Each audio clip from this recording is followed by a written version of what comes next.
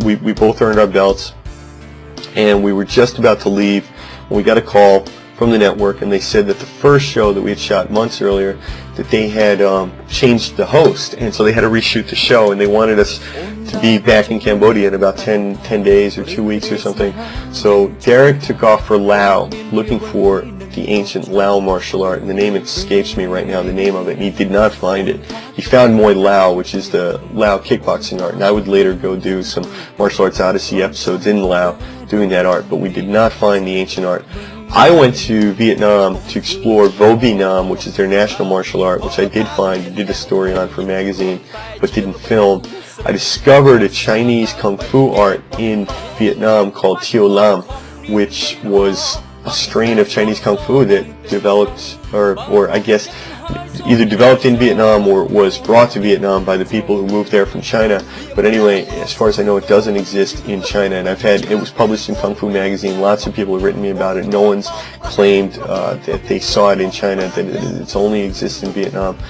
And I was looking for the wrestling art. I didn't find it, but I'm told that it's practiced in the north. But the big thing I was looking for was that southern Cambodia was broken off and given to Vietnam. It's called Kampuchea Krom, which means essentially means southern Cambodia. The French, when they granted independence to Vietnam, they ruled the whole thing as one colony. It was Vietnam, Laos, and Cambodia was one colony. And when they granted independence to Vietnam, actually when Vietnam took their independence in a war, they won it, fair and square. The Paris Accords were drawn up, and they drew, for whatever reason, they drew this line, and they just gave the lower half of Cambodia to Vietnam. And the people there, I went to that region, the people there are completely Khmer. They follow Khmer Buddhism, whereas the Vietnamese follow a Chinese type of Buddhism. Khmer monks read Pali script, or old Hindu, Indian scripts. The Chinese monks read old Chinese scripts. This is very different. The cultures are completely different. The language is completely different. The people look different. Khmers are darker than Vietnamese. Vietnamese are basically a subgroup of Chinese, although they don't like to hear that. And I went to this Kampuchea Krom, and I was just shocked at how similar it was to Cambodia. And I was looking for Bokator, and I'd heard rumors that there is at least one, if not a few, Bokator masters in Kampuchea Krom, and I couldn't find them. I heard rumors, but I was very tight on time, and the monks were very helpful to me, the Khmer monks, so I hope to go back there again and look for this again, and hopefully I'll bring Samed with me, because he speaks Khmer really well, and he was a monk, and so it just tends to smooth things over. So maybe in October I'll be back in Cambodia and hopefully go to Vietnam with Samed, and we'll look for this art. I didn't find that, so I went back to Cambodia. We filmed again for that major network. That was a lot of fun, and when it ended, I left Cambodia, and I haven't been back since.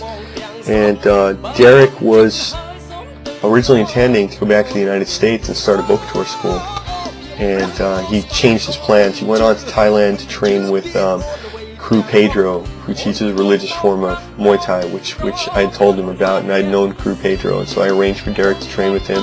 Then me and Derek and another foreigner named Matthew, who had been studying Bokator, pooled our money and resources, and we took the two top Bokator students to Thailand to train in Muay Thai Sangha, religious Muay Thai, and then send them back to Cambodia.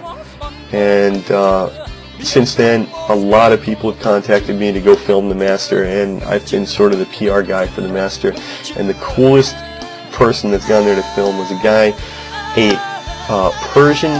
He's a Persian guy from Finland who has a TV show called Kill Armand, and he's Armand, and he's a tailor, and he just gave up tailoring so he could travel around the world doing shows on martial arts, but he doesn't actually know martial arts, and he's not fit at all, and he just gets beat up in every episode. And I saw he sent me the Shaolin episode, and he was just beat all to hell, and he was bleeding and everything. But anyway, he went and filmed with my master in Cambodia. So now that Martial Arts Odyssey finally is a reality, and there's numerous episodes on the internet and more coming,